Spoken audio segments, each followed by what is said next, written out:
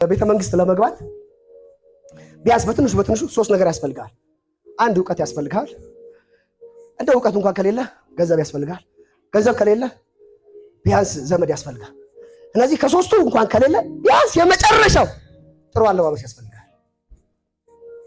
ከነቡቱቶ ምናምን ማንም አያስገባም። ከነ የሆነ ነገር የሆነ አትገባም።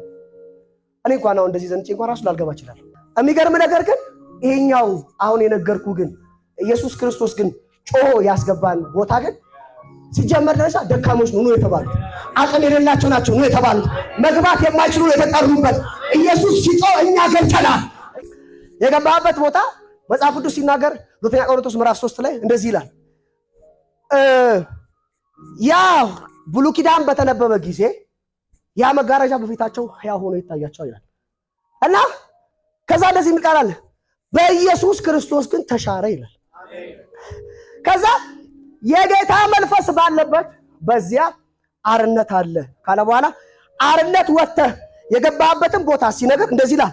ከክብር ወደ ክብር፣ ከኃይል ወደ ኃይል፣ ከሞገስ ወደ ሞገስ፣ ከከፍታ ወደ ሌላ ከፍታ፣ ከምስጋና ወደ ሌላ ምስጋና አንድ ሰልጥና በኢየሱስ ምክንያት ገብቻለሁ ይበል። ደስ ይበላችሁ። የገባችሁበት ቦታ ከክብር ወደ ክብር የምትለወጡበት ቦታ ነው። ከክብር ወደ ክብር የምትለወጡበት ቦታ ገብታችኋል። አንዴ ኢየሱስ በመስቀል ላይ ሆኖ ሲጮህ ገባል። ክብሩ ወደ አለበት፣ እሱ ወደ አለበት